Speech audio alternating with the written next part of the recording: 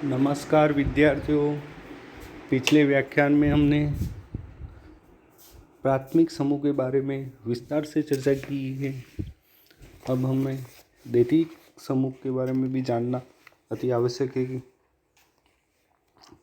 विद्वानों ने प्राथमिक समूह के विपरीत समूह को द्वितीयक समूह माना है और इसका भी उल्लेख किया है।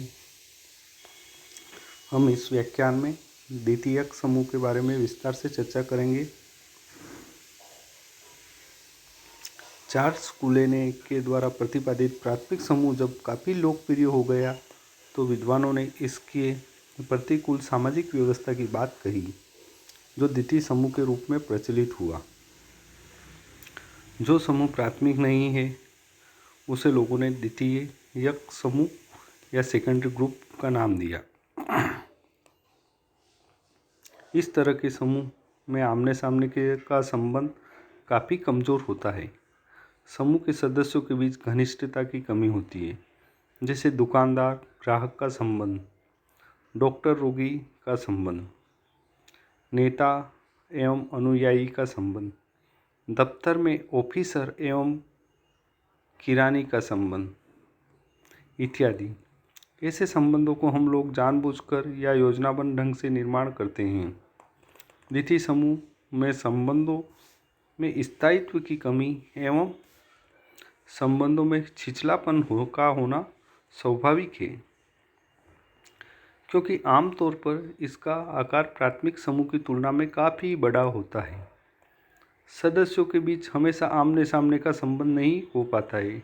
लोग ऐसे समूह का निर्माण स्वार्थवश करते हैं, अतः स्वाभाविक रूप से सदस्यों के बीच संवेगात्मक भावात्मक लगाव की कमी होती है।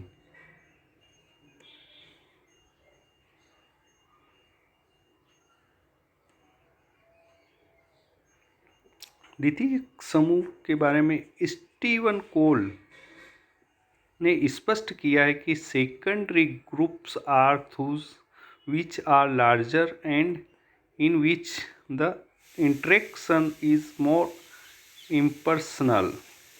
कोल के इस विचार से यह स्पष्ट होता है कि द्वितीयक समूह के सदस्यों के बीच में संबंधों की आत्मीयता की कमी होती है। प्राथमिक समूह की तुलना में द्वितीयक समूह के अंतर्गत लोगों के बीच अंतःक्रिया की मात्रा काफ़ी कम पाई जाती है। ऐसा होना स्वाभाविक इसलिए है कि द्वितीयक समूह का आकार अपेक्षाकृत बड़ा होता है। द्वितीयक समूह की अवधारणा को स्पष्ट करते हुए गिडेंस ने लिखा है कि यह व्यक्तियों का एक ऐसा समूह है जिसके अंतर्गत लोग नियमित रूप से मिलते तो हैं, लेकिन उनके संबंध मुख्य रूप से अवैयक्तिक होते हैं। व्यक्तियों के बीच संबंध गाढ़े नहीं होते। लोग सामान्यतः एक दूसरे के निकट तभी आते हैं जब उनके सामने कोई निश्चित व्यावहारिक उद्देश्य होता है। द्वितीयक समूह की अवधारणा को स्पष्ट करने के लिए उसकी कुछ प्रमुख विशेषताओं की चर्चा करना आवश्यक है, जिन्हें हम बिंदुओं के रूप में चर्चा करेंगे।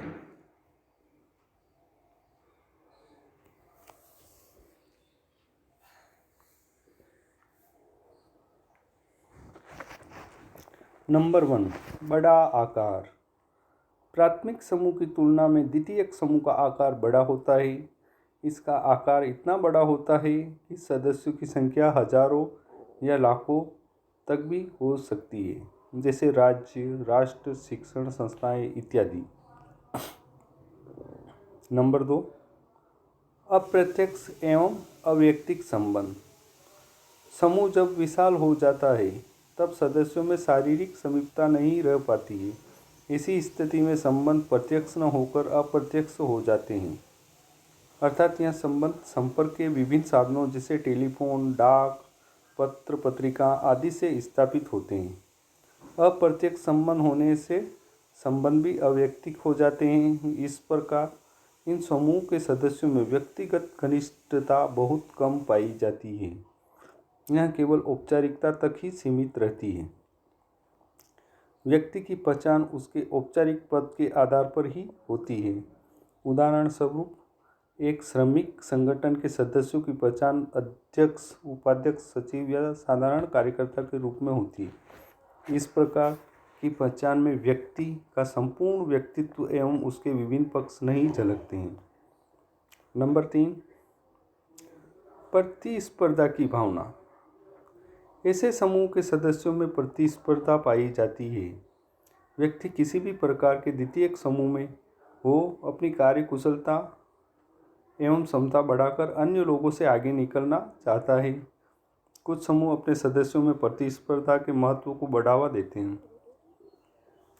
नंबर 4, ऐच्छिक सदस्यता।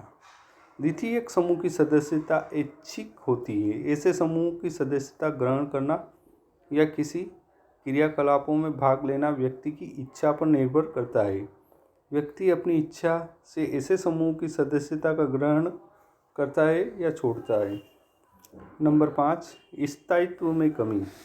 प्राथमिक समूह की तुलना में द्वितीयक समूह थोड़ा कम स्थायी होता है। द्वितीय समूह का आसानी से निर्माण या विघटन होता है। व्यक्ति अपनी इच्छा अनुसार जब चाहे सदस्यता को त्याग सकता है और नए द्वितीयक समूह का ज़रूरतवश निर्माण कर सकता है। कभी कभी जब हमारे उद्देश्यों या व्यक्तिगत स्वार्थों की पूर्ति हो जाती है तो हम समूह की सदस्यता को त्याग देते हैं या अलग हो जाते हैं। जैसे महाविद्यालय में विद्यार्थी शिक्षा प्राप्त कर लेने के बाद उसे छोड़ देते हैं और नए विद्यार्थी वर्ग में नामांकन लेकर पुनः उपस्थित हो जाते हैं।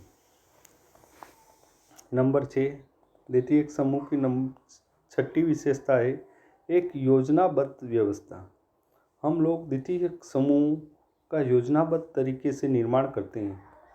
जब समाज में कुछ लोगों का सामान्य उद्देश्य होता है और उसे पूरा करने के लिए बहुत व्यक्तियों की आवश्यकता पड़ती है तो लोग विचार विमर्श कर योजनाबद्ध तरीके से ऐसे समूह का निर्माण करते हैं।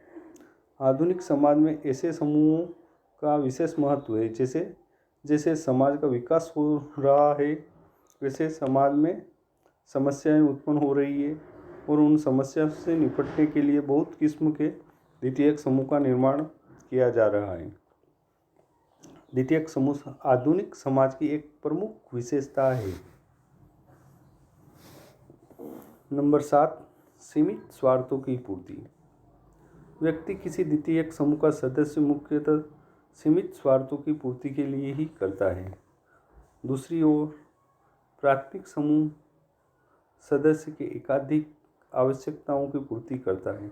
उदाहरण स्वरूप, क्लब हमारी सीमित आवश्यकताओं की पूर्ति करता है। इसके विपरीत परिवार में हमारी सभी मौलिक आवश्यकताओं की पूर्ति होती है। नंबर 8, सदस्यता की सीमित अवधि। प्राथमिक समूह की तुलना में द्वितीयक समूह की सदस्यता की अवधि सीमित होती है। इसका प्रमुख कारण यह है कि द्वितीयक समूह हमारे सीमित स्वार्थ की पूर्ति करता है, अतः वैसी आवश्यकताओं की पूर्ति होती है उस द्वितीयक समूह की सदस्यता त्याग देते हैं। इसके विपरीत प्राथमिक समूह की सदस्यता प्राय जीवन पर्यंत चलती रहती है। नंबर 9, औपचारिक संगठन। द्वितीयक समूह का संगठन औपचारिक होता है। इसका तात्पर्य यह है कि ऐसे समूहों में पद एवं भूमिका का स्पष्ट विभाजन देखने को मिलता है। दूसरे शब्दों में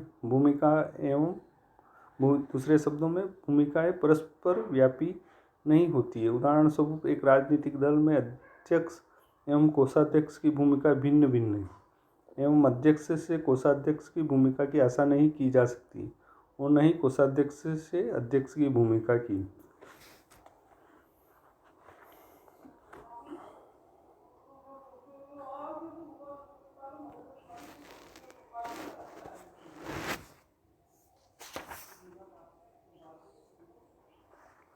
तो हमने इस व्याख्यान में द्वितीयक समूह की अवधारणा को देखा है और द्वितीयक समूह की कुछ महत्वपूर्ण विशेषताओं को भी देखा है, जिसके आधार पर हम द्वितीयक समूह किसे कहते हैं, द्वितीयक समूह क्या है, इसको आसानी से समझ सकते हैं।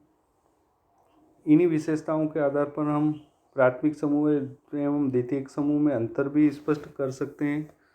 हम अगले व्याख्यान में इन दोनों के बीच के अंतर को स्पष्ट करेंगे कि प्राथमिक समूह और द्वितीयक समूह के बीच क्या अंतर है। इसको हम अगले व्याख्यान में स्पष्ट करने का प्रयास करेंगे।